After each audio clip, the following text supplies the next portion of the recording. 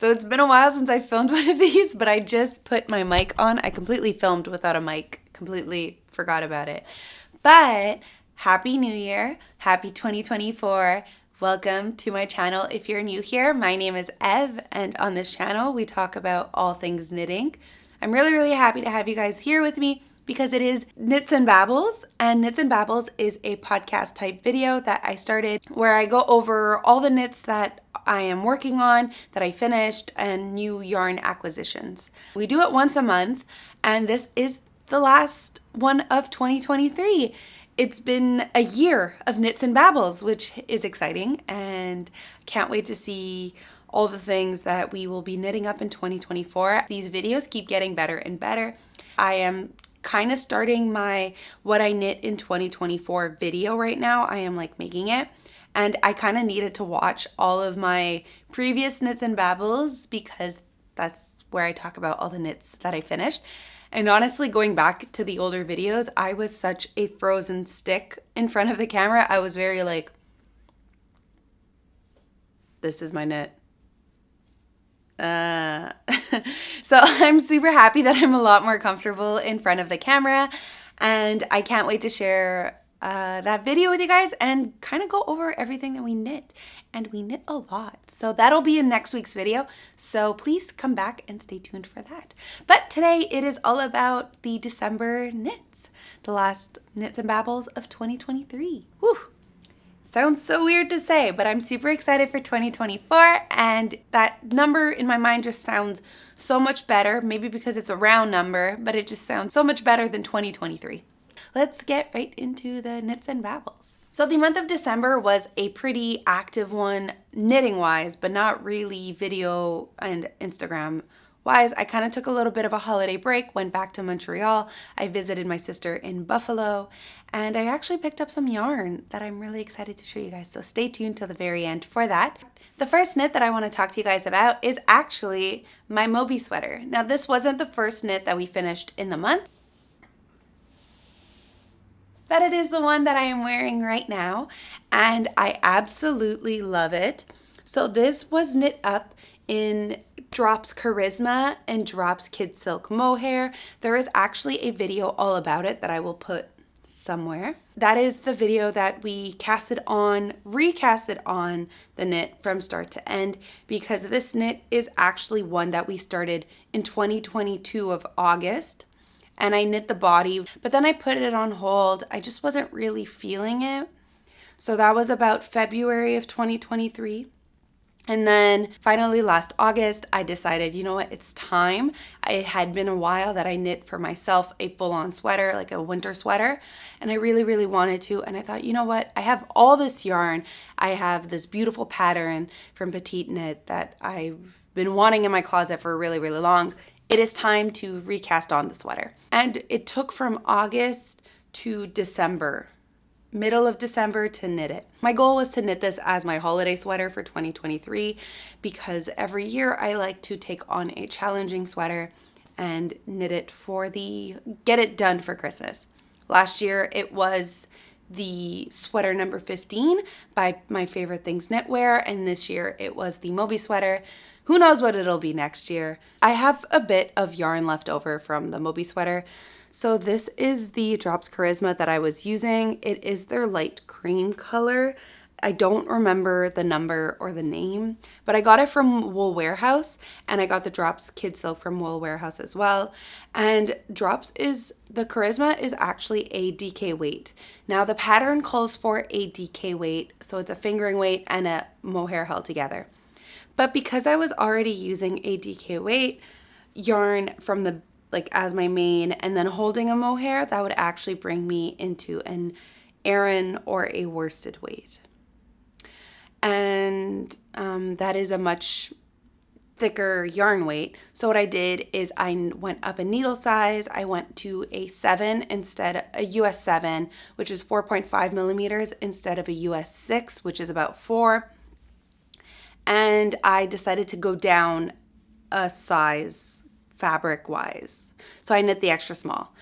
So this is what ended up happening. I also didn't change the stitch count. I didn't change the measurement count. I picked up the 80 something stitches for both arms. And the only part that was really, really tricky is aligning the front and the back panel, because the way you knit up the sweater is you cast on the back panel, knit that portion, and then pick up for the shoulder, knit the shoulder, pick up for the shoulder, knit the shoulder, and connect it in the center, and then you knit the front panel. And because you want, like, your back, you need a little bit more fabric in the back than in the front. You want the back to be a little bit longer, but then you want both sections to connect in the design wise. But because I was knitting on a bigger needle with a much looser, thicker yarn, it got a little bit tricky to line up both those sections. And I'm pretty sure if I had stayed with the original yarn weight and needle size, that would have been easier. But there was a little bit of unraveling and recasting on that needed to be done. And I kind of did a little bit of surgery on the cables on the front and the back to get them to align. But in the end, I do think that the sweater turned out really, really great. The cables are beautiful. Something else that was a little bit tricky about the sweater was finishing it, just because this is the first time. I usually love to knit sleeves. Sleeves are really fast for me. It takes me like just a stockinette stitch will take me like a day or two to knit a sleeve. They're mindless knitting. These sleeves, for some reason, took me like 2 weeks of sleeve. Like, the sleeve was big time sleeve island, and this is the first time I've actually experienced this. Usually I find the body really long and slow because the body, it's super wide.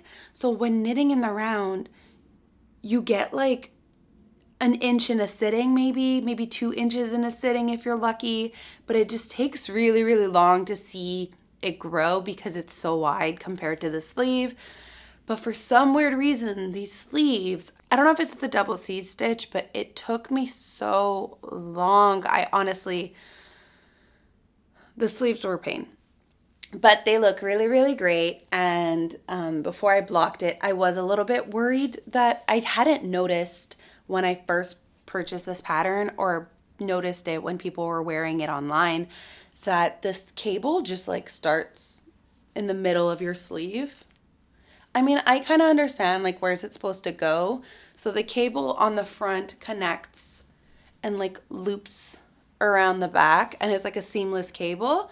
But on the sleeve, I kind of understand, like, where is it supposed to, it doesn't make sense to connect it anywhere. So I was a little bit worried that would just look jarring and just like random. But honestly, washing it and blocking it and having it on, it really doesn't bother me. But it's weird. When I picked up for the sleeve, I was like, wait a minute. Why is there a cable in the middle randomly? I never noticed before that. I always saw the picture where the cable was like here, but it never clicked in my mind how it connected to the sweater. Another alteration I did was the body, I believe, is supposed to be 22 inches long.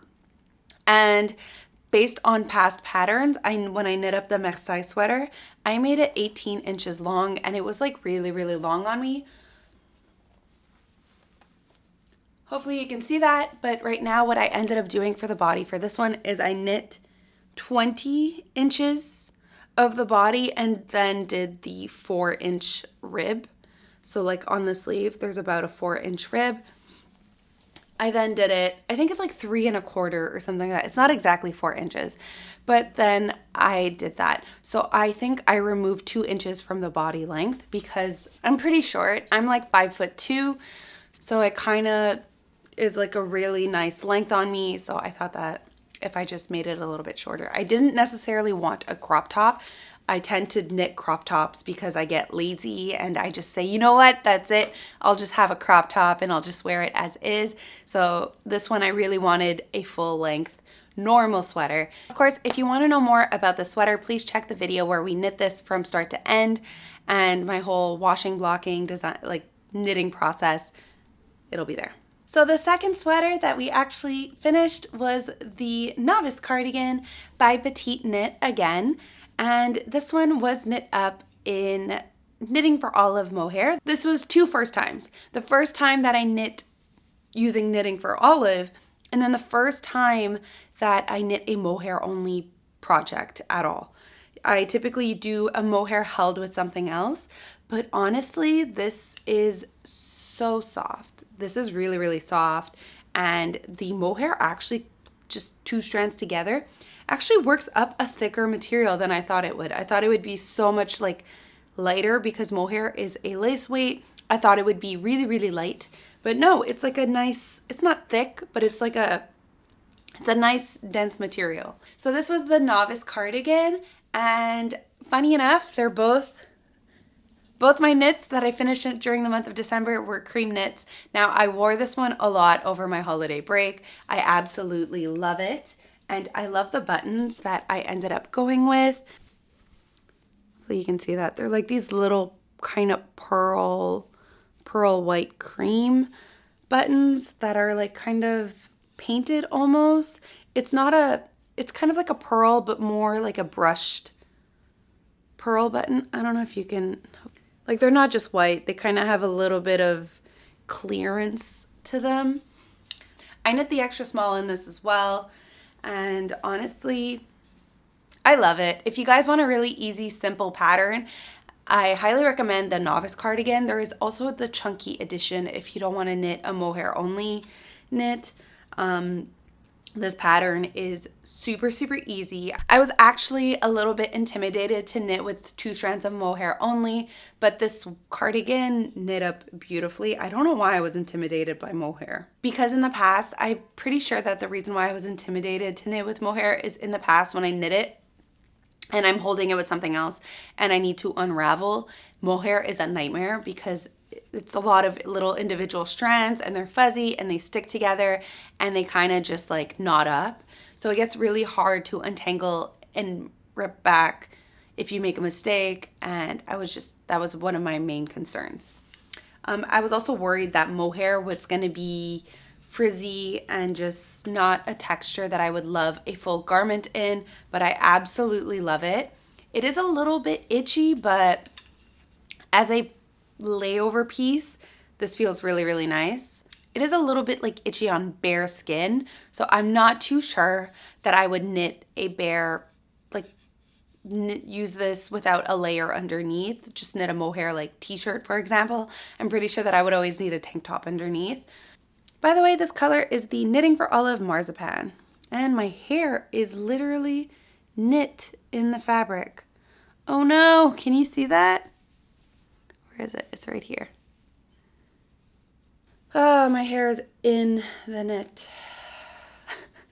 I cast it on in September and we finished it in December. The reason why we actually casted it on was because I wanted to have something to knit when I went to Knit City in case I wanted to sit down and knit and talk with people. I wanted a small project, so I had quickly casted on this cardigan, and well, now we have it. So if you guys remember when we were at Knit City, I bought a few of these mohairs. Now these are the Mermaid Mohair by Defino Knit Company. It is just this lovely pearl kind of sandy chalky color, and it is 72% mohair, 28% silk. They're kind of a similar color. They're just a little bit more like rose sandy color. And the reason why I bought these was because I wanted to knit up the souffle top. So this is what the souffle top looks like. But now that I have a mohair cardigan in like a beigey color, I'm a little bit unsure about the souffle top. I'm gonna think it through, because like I said, I don't really like mohair directly on my bare skin. I kind of prefer to have it like as a layering piece. So maybe with the souffle, if I wear a tank top underneath, it would work. But I don't know. I'm not 100% sure that's what I want to do with this again. But yes, I originally bought this to be a mohair knit only, and I'm debating now. I don't know. If you guys knit up the souffle top, please let me know how you find it. If you wear it with a tank top underneath, or if you're able to wear it just as a regular sweater. I just love it. I love the ruffled, and I love the more sheer kind of like, it's like a 2 yarn held together, but then the top portion is like 1 strand of mohair. So it's a little bit more see-through, more sheer, and it kind of really holds well with the ruffle all around. And now that I have a mohair knit only, I'm on the fence with this one. But yeah, I would really like to know your opinion if you guys knit up the souffle top in mohair only, what you guys think. I just ran around my house trying to find it, but I can't. I don't know where it is. But the final thing that we knit up during the month of December is actually this lovely little pair of socks. I'm a little bit disappointed because the goal was to make these socks and give them to my sister for her birthday, because when she visited in June, she had mentioned that she liked the socks in this book. And a couple weeks ago, she said that she wanted a pair of socks. So I thought, you know what, let's knit her some socks for her birthday in September. So I knit the socks. Sadly, I ended up giving her a different pair of socks for her birthday when I visited her in Buffalo. The reason is the socks that I knitted up are way too small. Me and my sister kind of have similar feet, and they're small for me. So now I'm kind of stuck with a pair of socks that are too small. I think I might unravel them. The socks knit up beautifully. I don't know if it's because it's a sock that is knit bottom up. I'm really not used to toe up socks. I like cuff down. Like the circumference, like it's small in length, but that's on me. I could have made it longer. But the circumference is like really, really tight and small. Also, in the 52 Weeks of Socks books, I typically knit size 1. For every other sock pattern I've done, I've knit a size 1. So with this one, I knit a size 1, assuming it would be fine. I measured. It said that it was for a size, I can't find the pattern. It said that it was for like a size 9, I think, or 8.5, which is normally my size of socks, the imker socks. So it's these ones. And I just really don't know what to do with them now. So I don't really want to unravel them because they're pretty and they took me long, but they're too small. Maybe I could give them away or sell them. But yeah, it says foot length 9 inches, foot circumference 8 inches.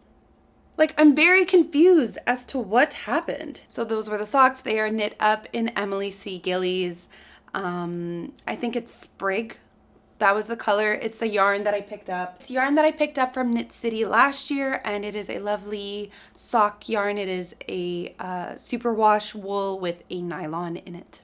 We finished 3 knits in the month of December, which I'm very, very happy about. I mean, the third one I could now talk about it because it was gifted. I was kind of holding on to that one for a little while because I wanted to keep it a secret from my sister. I don't know if she watches my videos or how much she watches. I just really didn't want to post these socks anywhere till I gave them to her. So I'm glad I can now talk about it. Now we are going to go on to the whips. And the first one that I want to talk to you guys about is one that I am designing myself. I still don't really have a name. I thought about calling this the Buckleberry. I'm kind of going with a berry themed for all my patterns. So I thought that Buckleberry would be cute for this. I'm not 100% sure on the name. Someone did mention the Beauty Berry last episode because apparently there's this berry called the Beauty Berry and they're purple. So this is the sweater that I am knitting up. I am going to wash and block it to see because my goal is, now I know this looks funny, but my goal is to have this part be like ribbed but wide and open, but because it is not washed and blocked, it is very like scrunchy. So my hope is to have that part wide and open. I did knit this on bigger needles compared to the cuff. So the cuff, I hope that this one stays small and compact, but this one I would really, really like it to widen up and kind of have a straight silhouette, but still have the rib detail. So this is basically the sweater and where we are at. It is pretty much done. I do need to bind off the bottom edge and then just wash and block and see what happens. I think I'm gonna wash and block before binding off and doing the Italian bind off in case I'm thinking I might need to add a little bit length to the bottom, but I do want to see this yarn bloom and open and see exactly what this looks like before we bind off, because Italian bind off is a nightmare to unravel. I'm also thinking about maybe going back on my sleeves and making them a little bit longer. I really like this rib length, but I think I want a much longer rib length. I would like it to go from about mid-arm to the cuff have a long rib on both sides to kind of tie in with the really long ribbed collar, and then also repeat and tie in with the really long ribbed hem that is going to be loose and wide. So this is a design that I've come up on my own. I'm writing up a pattern for this one. As I said, I know that right now it does look a little bit funny, but I'm hoping that I can trust the process and that in the end, this is going to be a very rewarding knit. I absolutely love the color. This is a stunning color. And the yarn feels super, super soft. I brought this one with me to Montreal, and everybody that was touching it was like, this is so soft. So this is a lovely lavender purple from Kensington Prairie Farms. This is their 100% baby alpaca, and I'm holding it with a mohair that is Drops Kid Silk Mohair in their light pink color. So I'm holding these two together. I originally was just gonna hold this one as a single, but it being alpaca, alpaca tends to be very, very soft. And I've noticed in the past that very soft yarns tend to grow. They tend to pill a lot, and they don't really hold their shape because they're so soft and so like mushy and just like laid back. So I decided to pair it with a mohair, and I thought, I don't know what it is, mohair, there really isn't that much lavender mohair. Mohair purples tend to be very mauve, vibrant, like really purple, and I didn't want a plum purple. I wanted to keep this one kind of lila light going on.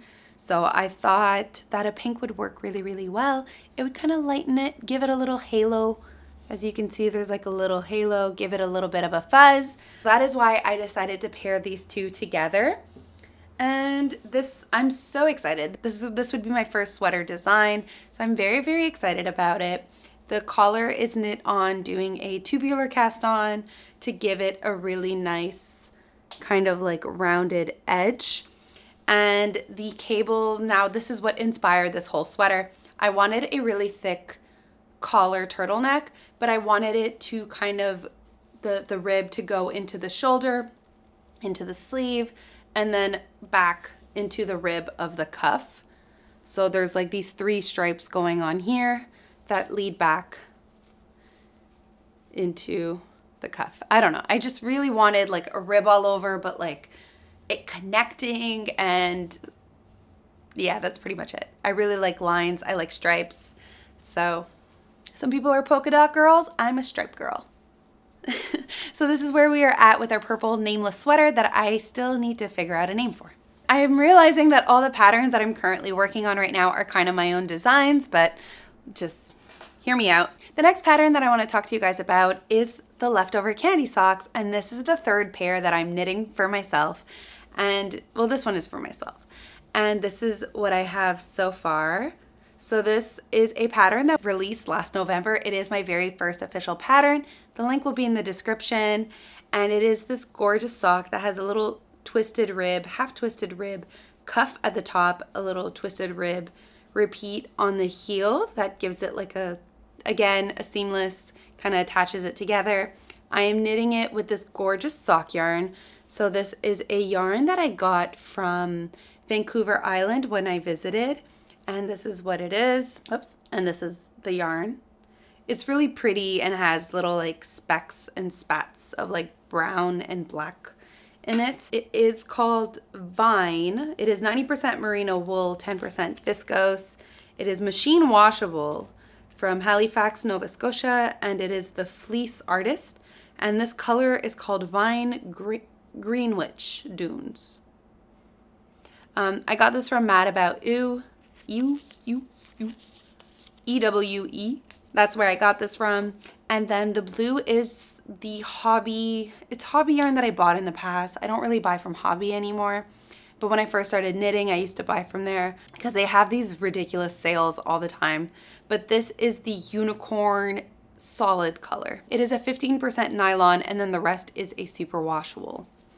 So that is what the main blue color, and I decided to put that on the heel, and I'm going to put it on the toes. So far, I really, really like the way the yarn is working up, and if you guys are curious, this is what the final product will look like, but in these two colors. All right, I took a little bit of a break, but now the sun is coming up. There we go.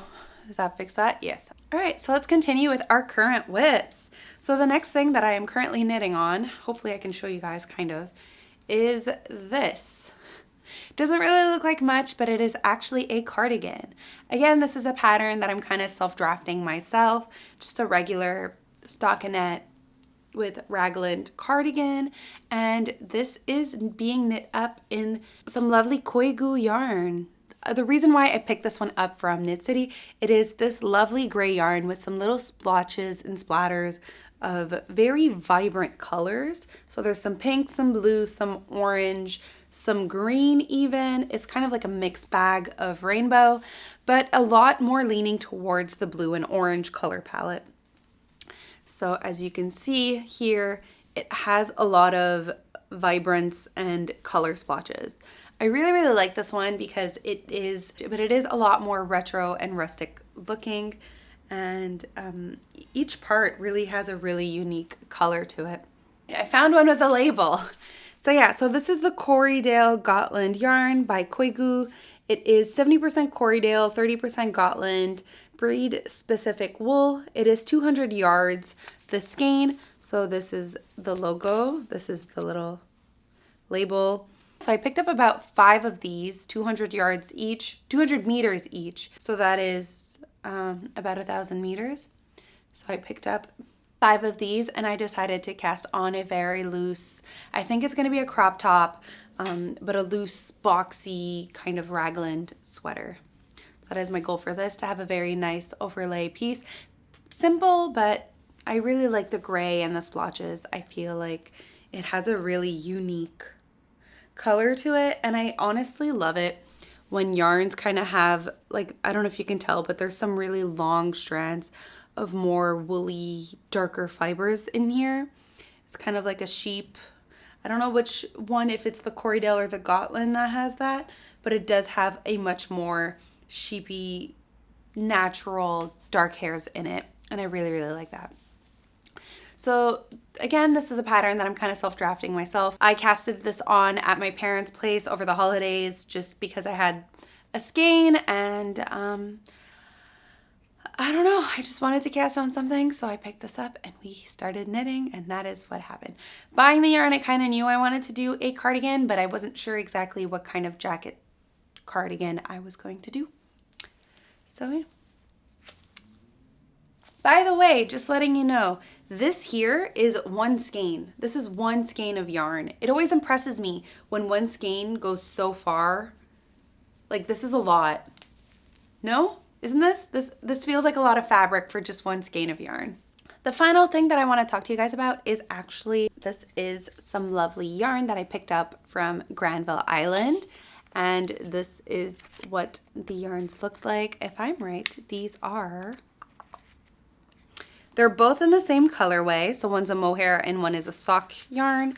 And the yarn is lichen lace.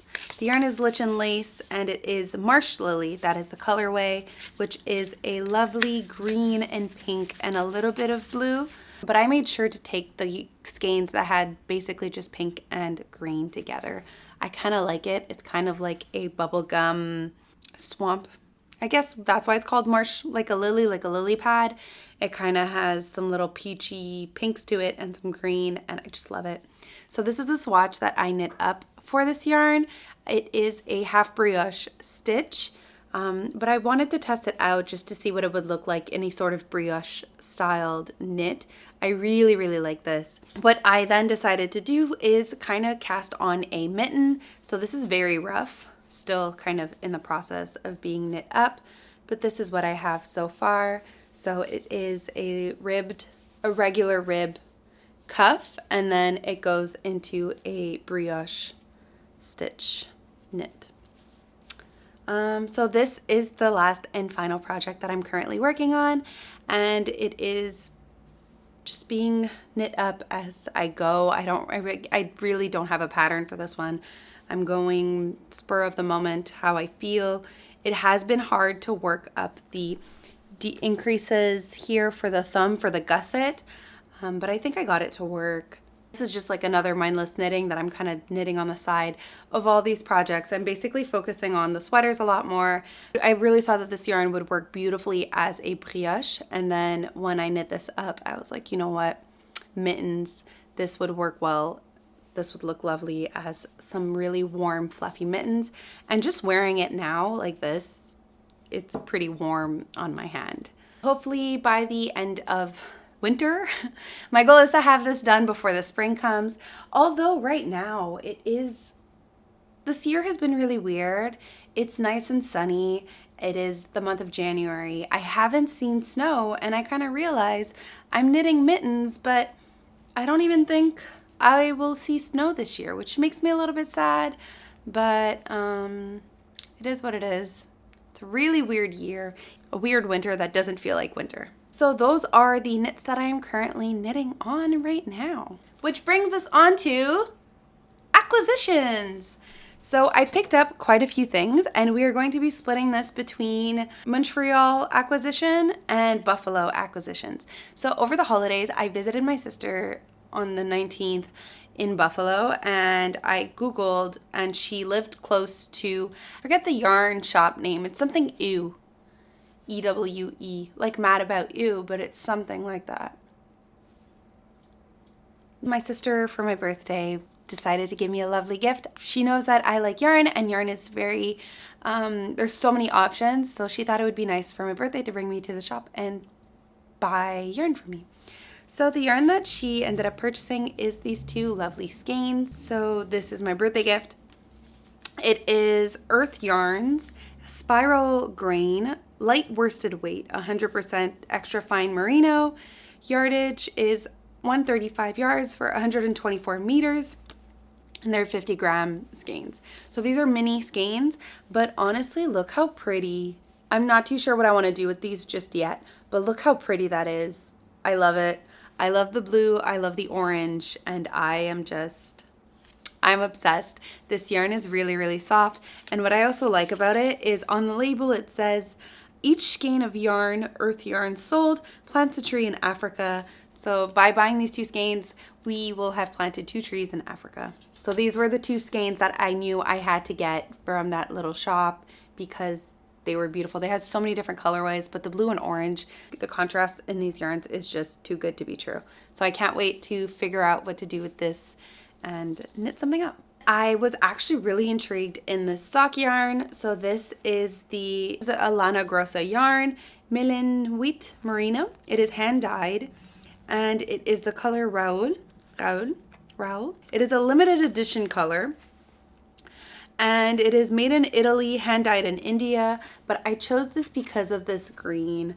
I love, love, love vibrant colors for socks. I don't think I would ever knit a top in this green for myself. Maybe not right now, maybe in the future, but I'm not confident enough to wear this type of green in a sweater or in a top. But in socks mittens is the time where I allow myself to go a little bit more cuckoo crazy with my colors, and I just loved it.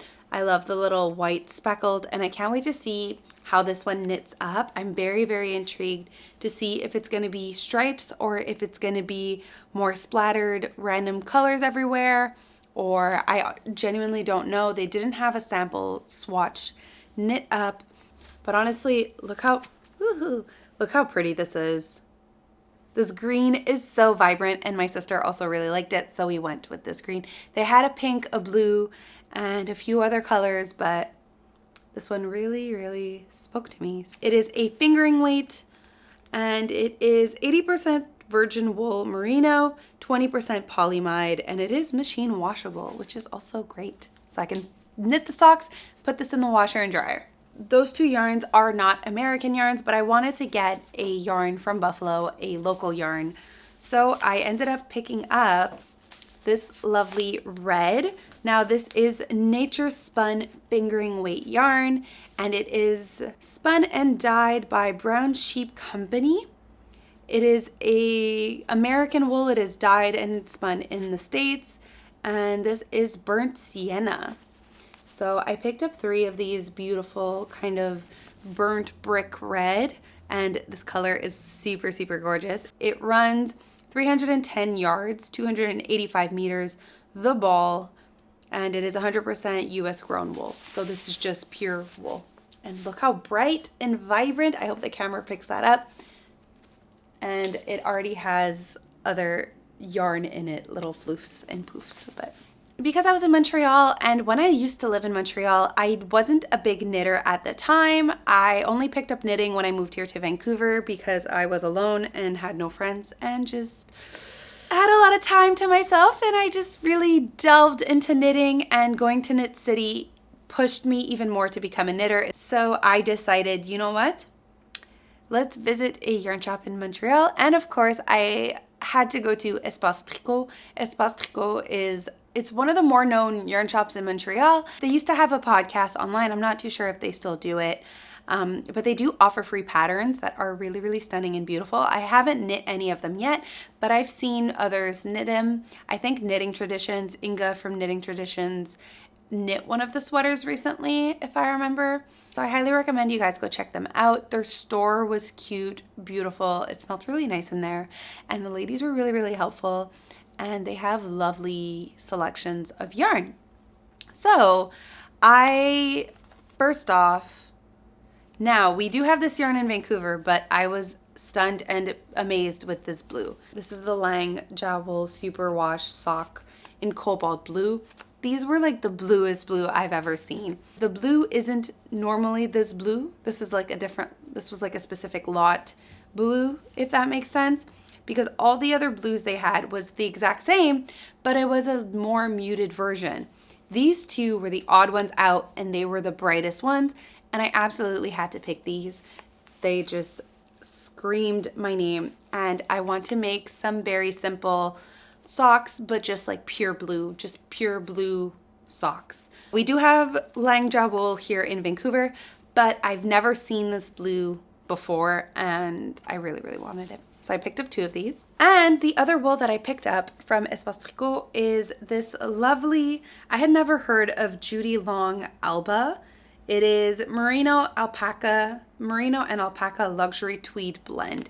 So I picked up 3 of these, and they are this, it's kind of like a gorgeous cream with some speckled of like caramel and browns and whites. And I really, really love it. I love the little twist it has. So it is this lovely fingering weight yarn. And these skeins actually hold a lot. It is 50% wool, 25% alpaca, and 25% viscose. It is 382 yards or 350 meters, the 100 gram. So I picked up these 3. However, looking at this white and red would work really, really well, or like these 2 could work really well together. This isn't a fingering weight. This is a little bit thicker than a fingering. What is this? It calls for 3.75 to US 5, but it's a little bit thicker than a fingering. Okay, so comparing it with my Gotland wool, this looks to be a DK. Yeah, this looks more like a DK weight. 350 meters of DK weight per skein. I have 3. That's a nice amount. So yeah, so I'm not 100% sure what I'm going to be doing with this just yet, but it feels really, really nice. I'm very content with my yarn purchasing for the holidays, and I can't wait to knit all these up. So that kind of wraps up the yarn acquisitions for this month.